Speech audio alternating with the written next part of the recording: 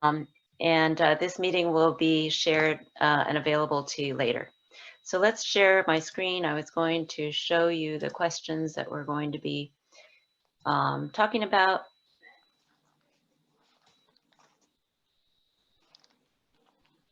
Put that over there.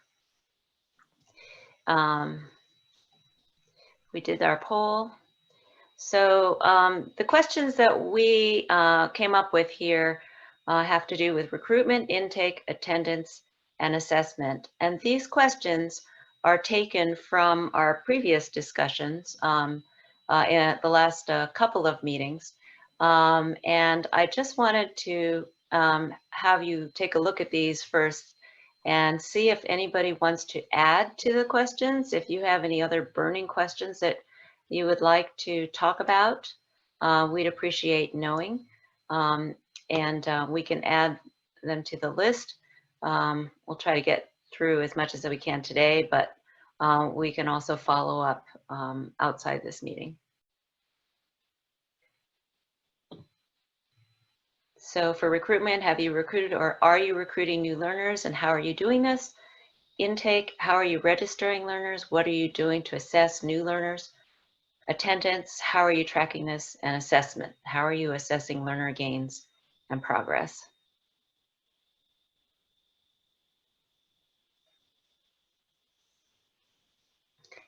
And Christine or Halima, would you mind saying if other questions are coming up? Okay, so I think if you would like to share what your program is doing for one of these questions, if you could just type your name in the chat box and we can unmute you so you can share with the group. Okay, were there any other questions to add to this list first? I'm not seeing anything. Okay, good. Right, so just repeating what what Christine just said, it would be great if you could take a minute and tell us if you would like to speak about any of these topics and let us know which topic.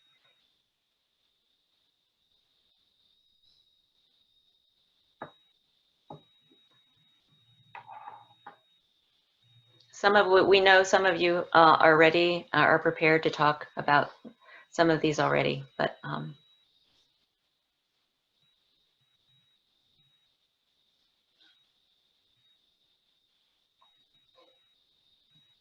Hi, this is Chao Chao. Can I talk? No, we're going to wait just for a minute for people to Let me know. say which one topic they're going to talk about, and then we can get our discussion organized. So we're going to start from question one. I'm going to, is it okay if I unshare my screen, or people have enough time to? I'll just give it another minute.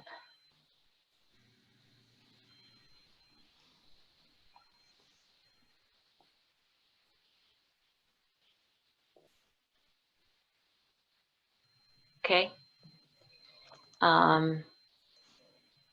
So I'm going to stop my share. We're going to take the first question, recruitment. Have you recruited or are you recruiting new learners, and how are you doing this? Halima, have you been monitoring the? Yes, Angelo Knox said he could speak. Okay, please. Okay, Angelo? Yes, good afternoon, everyone. What we've done in terms of recruitment, we've looked at some of the clients that were already registered for this current session, in addition to some who may have been on the waiting list. Another thing we did was we took a look at some of our participants who we knew in the past who either couldn't make a class or had to leave a class because of childcare. And so we've decided to reach out to those individuals. Since everyone is pretty much home right now anyway, we figured those individuals who couldn't attend class because of childcare in the past was a good candidate. So that's kind of what was part of our recruitment strategy, in addition to using some of our staff members to reach out to others from the community who were interested but couldn't make it for various reasons. Uh-huh. Yeah. I mean, so that's pretty much been helpful for us. And have you already started your session now? Yeah, we started last week. And your numbers are, how are your numbers? So right now we have about, and Megan Dry's here, she's our instructor. I believe right now we have about 8. I think part of the thing we kind of struggle with as a barrier is the technology piece of it, because of a lot of our, and this is according to Megan, a lot of our clients don't have the skills in terms of basic computer skills, and so we kind of struggle with that. And then also the online virtual etiquette, in terms of, you know, when everyone not talking at the same time and trying to listen in and all those things. So some of the typical barriers when you're working with families or individuals who may not have the computer literacy skills. Right. I see Shari says we are recruiting from former participants who left in good standing, and for valid reasons that may no longer be a barrier. Did you want us to add to that, Shari?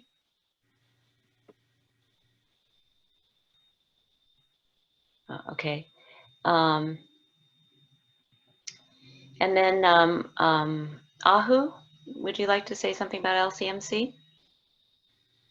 Definitely. So about the recruitment, unfortunately, we are, as of right now, offering our classes only to returning students, existing students with valid test scores. We have not been able to recruit new students due to the CASAS testing. Okay, and Alex, how about at the college? We're kind of under the same restrictions as AHU, so we are recruiting students who currently have valid CASAS test scores. You can speak on 3 and 4.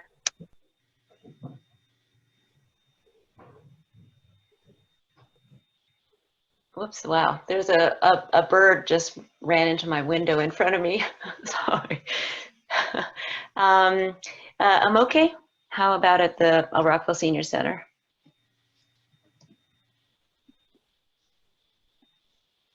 Okay.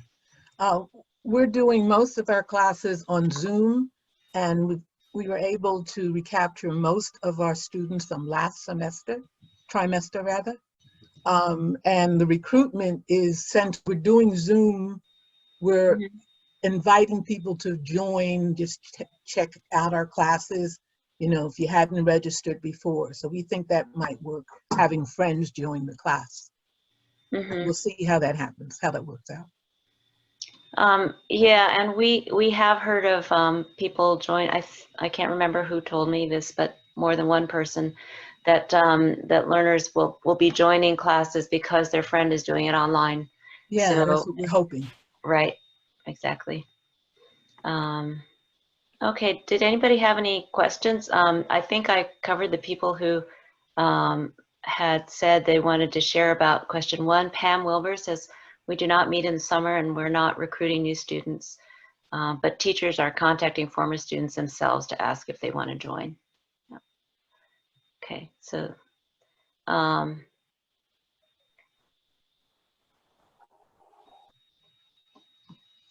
okay. And Rubidia says that they just had their first Zoom call yesterday and they invited their current students only. So this is going to be a question as we think about what fall brings, which we don't know yet, obviously. So I know that, I mean, I don't know if is the college already thinking about fall now? The only thing we know right now is that we're online through the end of June. End That's of all June. I know. Okay. So this is definitely going to be a work in progress as we think about recruiting new students. So why don't we move to intake? I believe that was the next question. Oops, sorry, I just, right. How are you registering learners and what are you doing to assess new learners?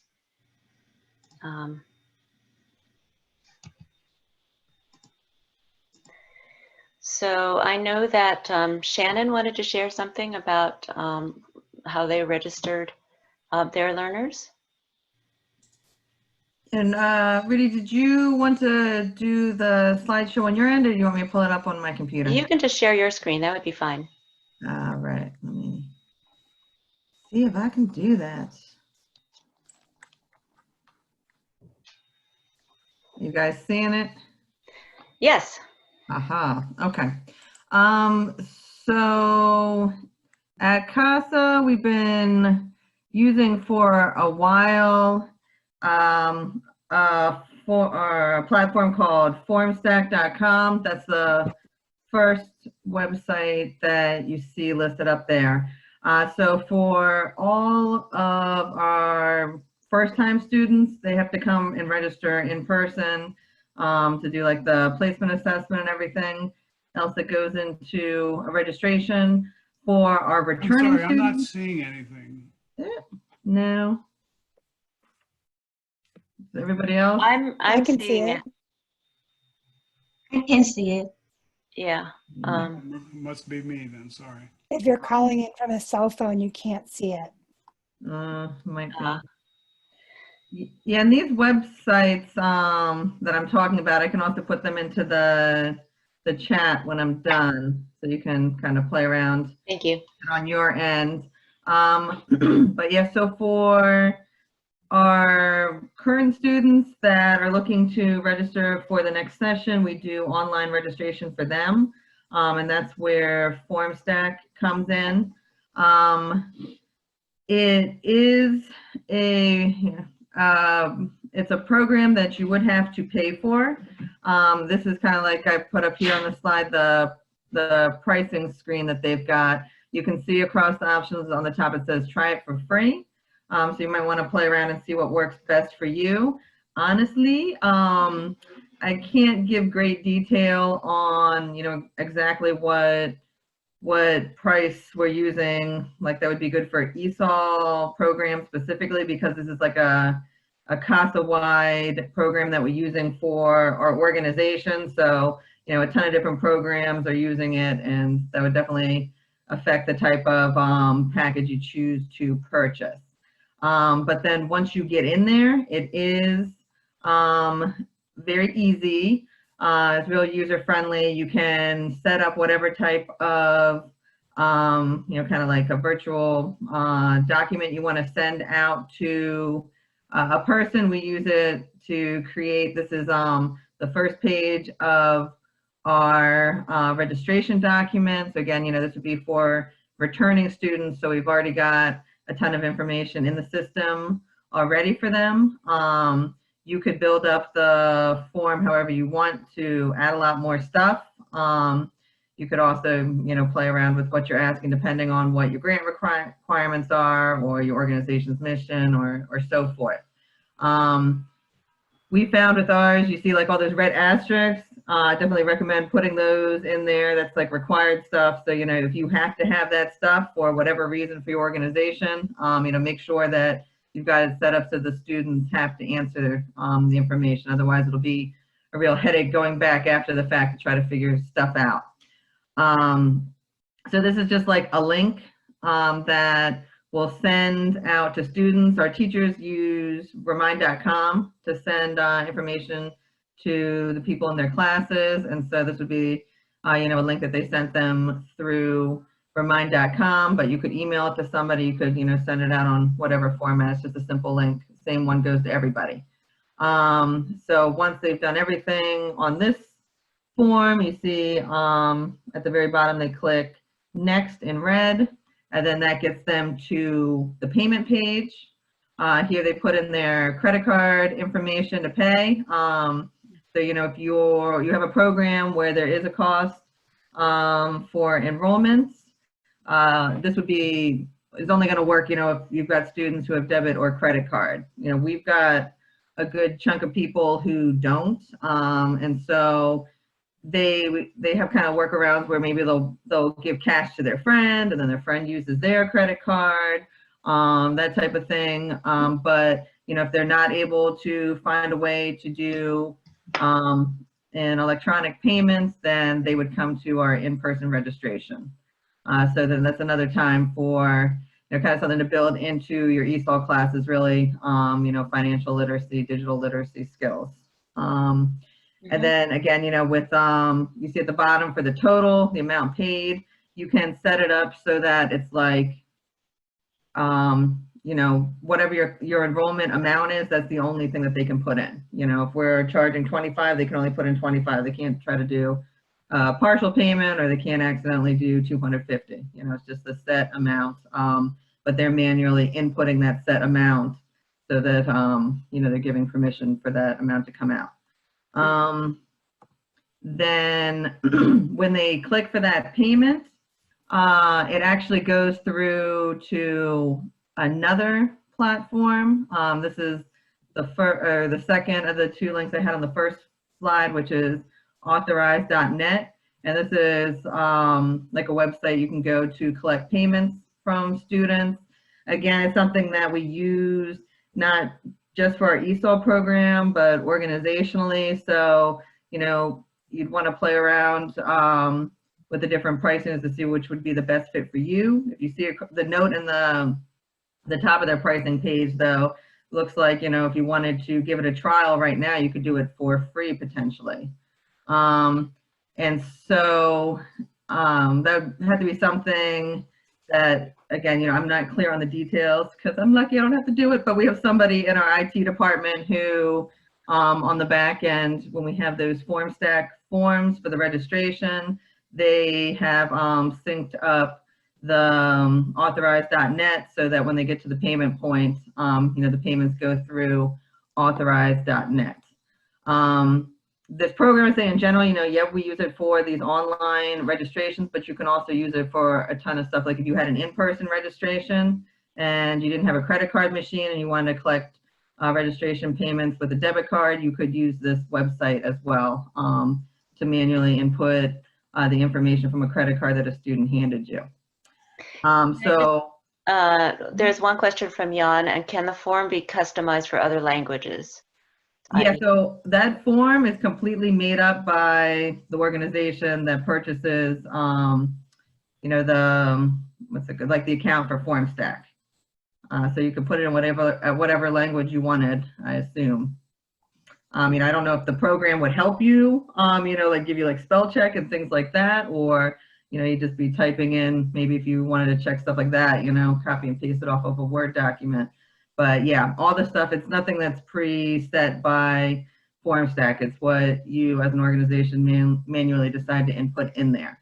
So then if the person, you know, the student, they successfully submit their online registration form, then this is like a sample of the email that like CASA we receive on our end. So each individual person, you get an individual email so that you know that they are registered. You can see like a breakdown of all the questions that they answered. This is kind of a good way to check as you go along. You'll see some people, you know, they struggle with doing stuff online, and so they'll submit it like 3-4 times. You're like, oh my God, you know, there's 3 or 4 payments. So, you know, when you see those duplicate emails, you can go into authorized.net and, you know, automatically just produce those refunds so that they're not overpaying. The money will go right back into their account. But then also with FormStack on the registration side and authorized.net on the payment side, you can export like Excel documents so that you have all of your data already in a nice little spreadsheet for you. You don't have to, you know, manually input off an individual registration form or from those email confirmations that you're getting in. And so, you know, I kind of put at the bottom here just an example of some of the data that would be collected. And then, so if you do have returning students, you know, maybe they change their phone number or their zip code, and you can just kind of go through and spot check stuff instead of the more tedious way of clicking everything in there yourself. And that is it in summary. I'd say, you know, with us, we've always been using FormStack for returning students. So we just kind of, you know, we've set up a form where we're collecting demographics and last level and stuff like that. but you could do an entire like placement test. You could set up a form to do that if you wanted to, you know, for new students or returning for whatever reason. Send them a link where they do some type of assessments, and then you'd get the answers to the assessment in that email confirmation, and also could be tabulated into an Excel spreadsheet for you if you wanted to go that route. In fact, Pam asked the question, do you do an assessment test for former students and how do you place them in the class? So in other words, how is this system, right? Yeah, so all that stuff is done in the classroom. So, you know, we're like pre-post testing students throughout the session and tracking that within their individual class, like with their individual teachers. And so that's why we specifically don't ask them what their next level assignment should be, because the students, you know, I need to repeat, I thought it was too easy, I'm jumping ahead. So we just get, we know who's registered, made their payments, we'll be continuing on, and then we go back to all of our attendance sheets where we see, you know, who was promoted to the next level, who should be repeating, and then we make that determination internally. Okay, thank you. Would you mind unsharing your screen now? Sure. Thanks, Shannon. And then I know that Catholic Charities also has been doing online registration for a little while. Did you want to say a few words about that, Laura? Hi. Yes, when people contact us, we actually use a program that is called JotForm, JOTFORM. Somebody in our organization set it up for me. And what we did is we just put our intake form online. The way it works for us is every time somebody contacts us, we get we send them a link to the Jot form. They can complete it directly on their form, on their phone, and then the completed form comes to me, to my email directly, and then I can take all of the data and enter it into our database. This provides us with all the information we need, all the demographic information, everything that we need. Usually we have the new learners come to take a placement test, which right now we're not doing. We're still trying to explore how we're going to have them do the test. Currently, we're just doing a verbal assessment that I am doing, and I am just placing only a handful of students. We have not had much success with new learners for this academic cycle. But the returning learners, of course, we already have them in the system. I already had information on their completion of the previous cycle, and we just re-enrolled them individually. One by one, we had my financial administrator contact anybody who had an interest and who wanted to register for the next cycle. We did do a survey of all of our learners to ask them if it was a Google survey that I had a few volunteers call, and they asked them to verify their phone number, verify their email address, if they had access to Wi-Fi, if they had access to a phone that could serve as a method of contact for an online class, if they had a computer, and if they would be interested. And we had about 70% interest in returning and coming back to the classes. So that's who we worked with. Great. Are there any questions about that? Okay. Well, it looks like I don't see any other people who want to focus on registration. So why don't we just keep moving through our questions then. We'll move to attendance. Obviously this is somewhat related to the platform I think that you've chosen to use for your teaching. Cindy, do you want to say something about what Linkages is doing there? Yes. We are asking each one of the teachers to do their own attendance list. And at the end of the week, they're turning in their attendance for that week so we can see who's having classes. We are using Zoom, and Zoom has the participant list, so you can see all the students who have attended, so you don't have to remember who was there. So that's basically what we've been doing. Just doing it like every week. Most of the classes have been doing really well.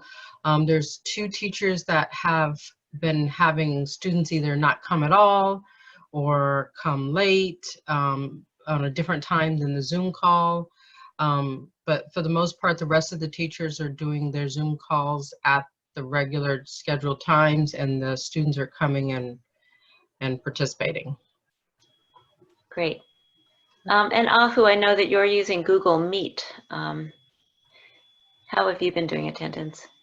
Oh yeah, so we use Google Meet. So what we do is that when students log on, we ask them to write their names in the chat box, and the teachers write down the students' names on a separate sign-in sheet for every day a class takes place.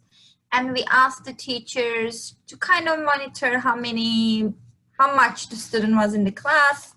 And then we also ask the teachers to title each attendance sheet by saying virtual, online, face-to-face class, COVID-19, because there will not be any signatures on the sign-in sheets, because we normally have our students sign the sign-in sheet. So it just allows us to see that it is, because of this pandemic going on. So.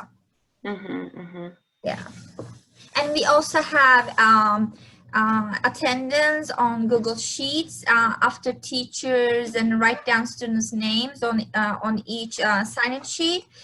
We ask the teachers to transfer that time onto the Google Sheet. It's the attendance, like we have the roster, so we can see. What about other folks that are using Zoom? Is there anything else to add to that? Alex or Stacy? Was it pretty straightforward?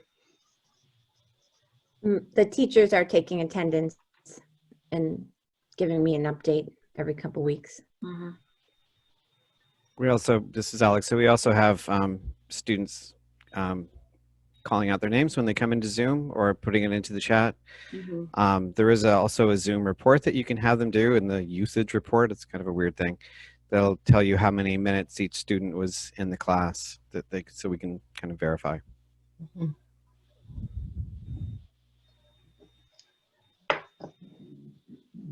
Hi, this is Chao Chao. Yeah, we are using Zoom too. And then, like the others, I gave the teachers the student attendance list, and then, since they are not big classes, they can always mark, do the recording for themselves, and then I collect them later. Yeah.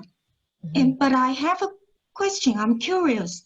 For people using Zoom, how long is your one session? Do you all purchase, a license, like spending $14.99 per month? Every teacher has that, because I assume one session for mine, it lasts for 2 hours. And some teachers, they have problem, after 40 minutes, they take a break and then they come back, and some students just disappeared. So that's one thing I want to find out, how to improve that situation. Anybody? Yeah, I'd say this is Shannon from CASA. We purchased, like one user per class, but I would say, really, however many classes you have, you're going to have to purchase an additional user. Yeah, because like the administrator kind of counts as a user. We tried to not have an administrator, and it just made things really a big headache. So probably however many classes you have, times 14, and then one more. I have been using Zoom for a long time, and And I know that if you have an organization, if your staff, you can put up to 50 lines, 50, as long as your staff have the same email address as the corporate thread that you purchase it on, then you can use up to 50 lines. You can assign different hosts as well. So if there's a primary host, which is the organizational, let's say like at PGCC, we have a facilitator, and so the facilitator can assign another host. But it's not true. You don't have to have each person buy a Zoom account. It would be much too expensive that way. But again, if you have an account, let's say like Chow, CCAUC, if your teacher has an email thread with that in their name, then it's considered part of the same organization, and you can have up to, I believe, 50 users use the same account. That has been my experience as both .com, but also shifting to .org. Okay, I'll look into that. Thanks. Okay. This is Yvonne. Oh, Yvonne. I just want to say, if I'm understanding Chow correctly, she wanted everyone is using the account at the same time. Not really. All the classes are at the same time? No, not the same time. Like we have class on Monday, Tuesday, Wednesday, Friday, and Saturday. So, yeah, but some teachers, they say they can take a break after 40 minutes. They say they don't need me to purchase that account. But then it turned out every time when, you come back after the break, some student just disappear. Okay. So some are using free accounts. Yeah. And then they stop and they come back. Okay. Right. Yeah. So I should purchase the account for them, right? Okay, so Amoke and then Pam. I thought Chow's question was about the length of a class, because we have different levels, and we were thinking at first some levels certainly couldn't sit for a whole hour session, at one time. So one of our teachers came up with this great idea. She takes 2 40-minute sessions. So she takes a natural break. We would take a little break anyway, bathroom break or whatever within that 2 hours. We do 2-hour sessions. So they take the break, and then while they're taking the break, she then starts up the next class, and then they come back from the break. So we're trying that this week, because I was just going to go ahead and get the pro for everybody, so we all had the hours. But so far, this is working out. So we've only started up last week, so I'll know how that works. But so far, she doesn't lose anyone after the break. Okay. Okay, I'll get back to you. Okay. Yeah, I want to know more. Okay. You handle that. Okay, Pam, you had something to say. I was just going to say, I did buy Zoom accounts for all of my teachers. I only have 6 classes, so it wasn't a huge burden, and we got permission to use our grant to pay for that. So the amount of time the teachers use varies a great deal, and I didn't ask them to commit to any length of time, because they're all volunteers and they're all new to working in this format. I had one that went a full hour and a half, and I have another who decided to teach every day for half an hour. And they got responses from their students to all those ideas. We're in I have some teachers who've taught only 1 week, but several who've already taught 2. So this would be the 3rd week for some of them. Okay, thank you. Thank you, all these, and I'll see what I can do. Thanks. Okay. Anything else on? Stacy? Yes. Oh, yes, thank you. My teachers, 3 of them use the account that I got for the Briggs Center. The problem that I found is there can only be 1 meeting at a time. So normally my classes are Wednesday and Thursday from 9:30 to 11:30. But you can't, at least what I've found is you can't have 2 meetings going on at the same time on the same account. Right. So out of those three teachers that are using the Briggs account, they just have to coordinate their schedule. And then the other teachers are using their own personal account, either a 40-minute free one, or they purchased it on their own because they wanted to use it for other reasons besides just work. So has anybody ever had that problem with you cannot have 2 meetings going on at the same time? I think so. I think if you want to host, you are the host, then you can only host one meeting at a time. Right. But you know, for example, I let people using my account, they can host, but at the same time, I can join other people's meeting. Yeah, But there are excuse me. There are add-ons to accounts, and I know, Christine, you may know more about this, but just you can add on so that you can have multiple hosts on one account. But then it costs more money, right? Yeah, it does. Yeah. So we've sort of worked around that so we don't have to pay, double. We just pay the $15 per month and make it work with shuffling schedules a bit. It's a little tricky. Well, do let us know if it's an issue of money, because I think that, MCAEL might be able to help out also. So, okay. Okay. I'd like to move on now to this question of assessment, because it's one of the probably the most challenging ones for us, and figuring out how learners are making progress. So we had a couple of people who I'm going to ask to talk about this. Actually, Cindy, would you mind? So we use Kahoots. So we were using Kahoots as just a fun game to review.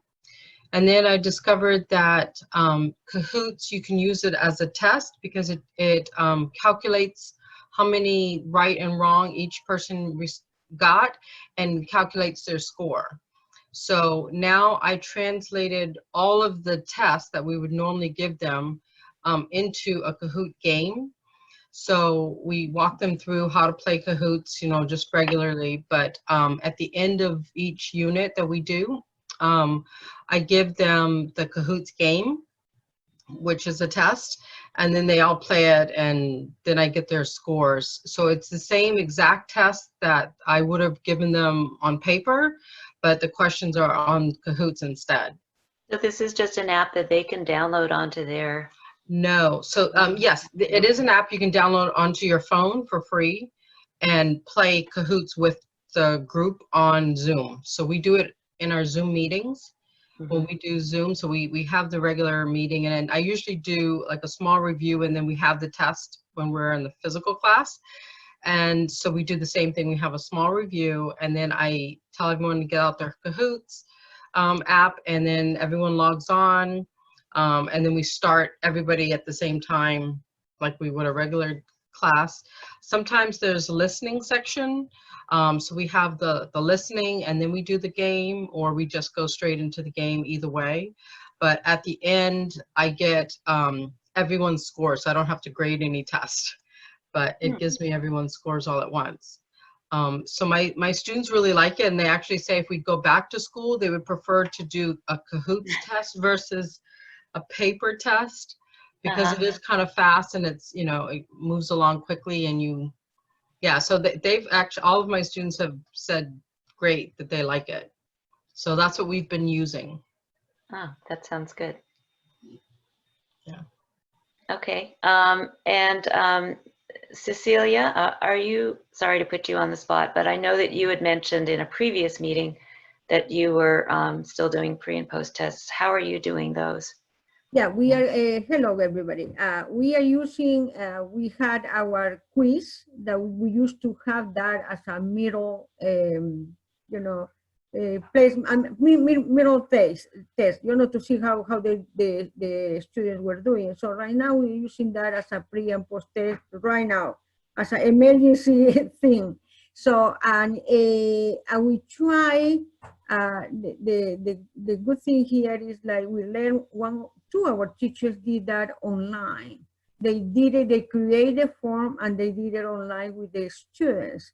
But one of my teachers did it, and when I tried to answer, the problem was that they needed Gmail account.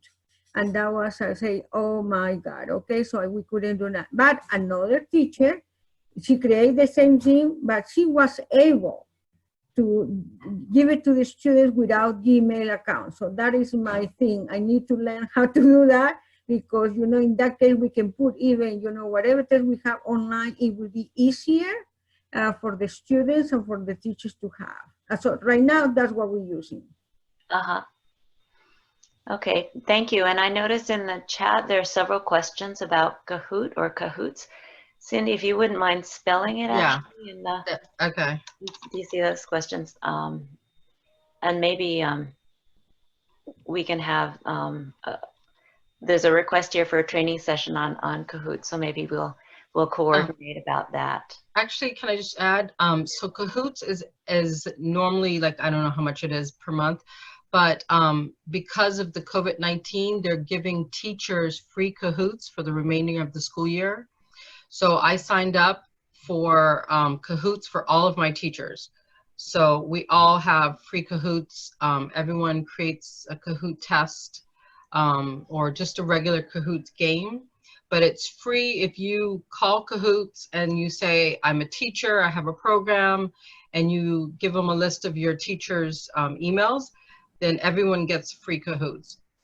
Wow. That's So yeah, that was pretty good. So from now until the remainder of the school year. Mm-hmm. Good to know. And I see in our chat also, Ahu says that Literacy Council will have a Kahoot training on April 24th. So LCMC must use it as well. Yes, so we're gonna have it this coming Friday, and I asked the Cambridge representative from Cambridge to give the training. It will be on April 24 at 11:30 a.m. and I also posted it on MCAEL's calendar, so all the information is there. That's wonderful. Thank you. I'm sorry, you said April 24th. What time? 11:30 a.m. 11:30. Okay.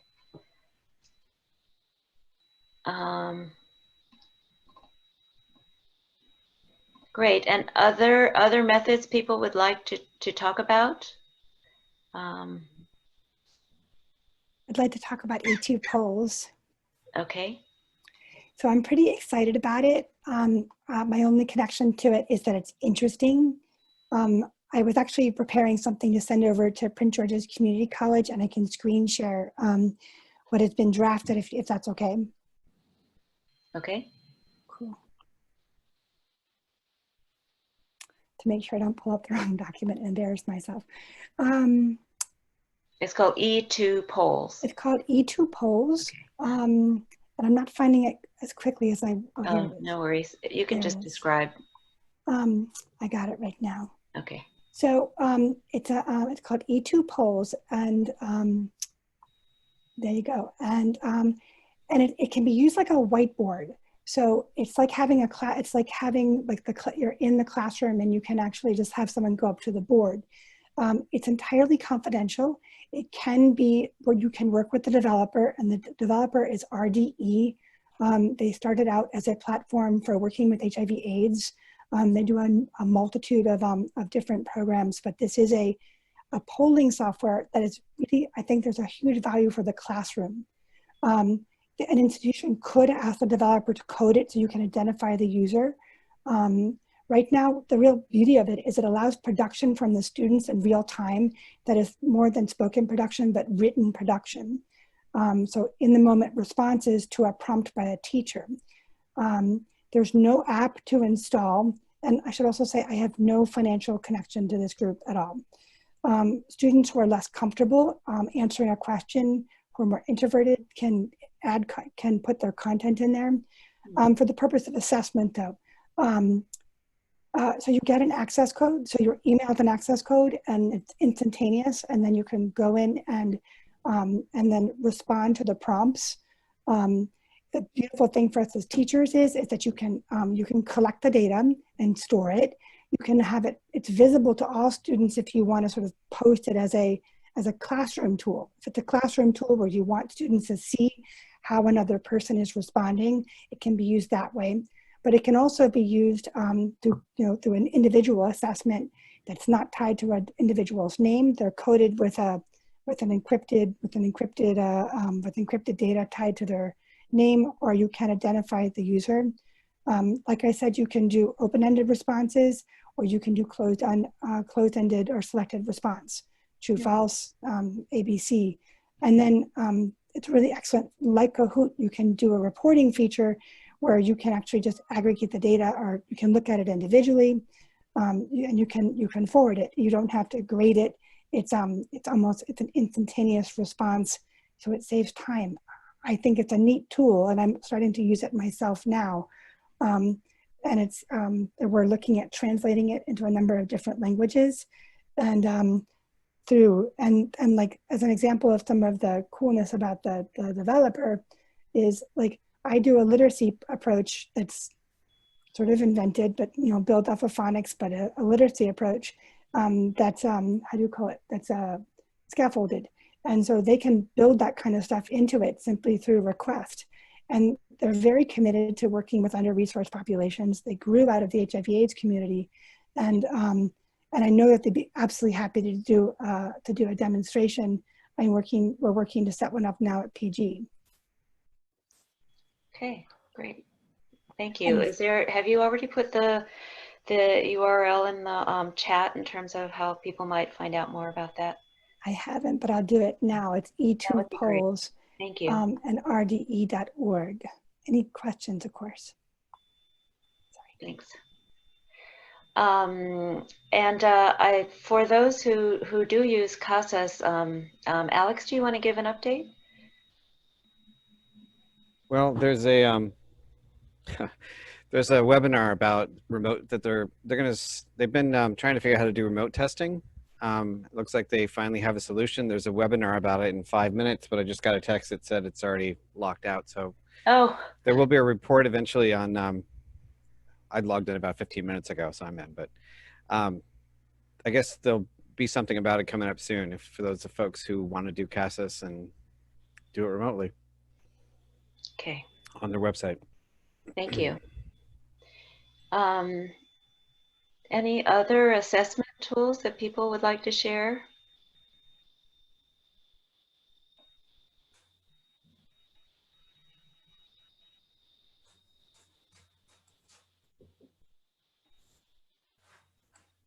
I see something in the chat about Google Forms. Was that in relation to assessment, or Shannon? Yes. So we use it for serving students as well as for assessments. That's another thing, like if you have your class on remind.com, you can send it that way. You don't need to use an email address, kind of like everything we're doing with our students. We've been designing specifically so they don't have to use an email address, because the majority aren't familiar with that type of communication. So you can, whatever form you create, you can send it out as a link. You just need to set it up that way. When you go to the share option, ask you how you want to send it out. And so you want to select link. And it's cool. It has, like, you can do, check from a list, or you can have, multiple choice. You can have drop-down options. There's a ton of different ways that you can format it and make it, real short or real long, or whatever you want to do. But it's through the platform Google Forms. Okay. And it does also, it'll, have an Excel option to tabulate results for you. So you don't have to do that manually either if you don't want to. Mm-hmm. Mm-hmm. Okay.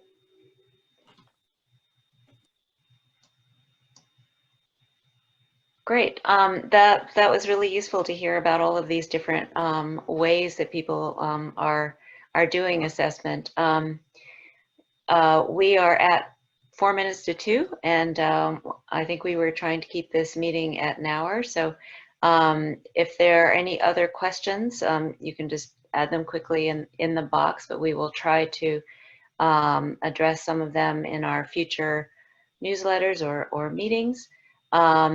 I did want to close with an announcement about next week's network meeting.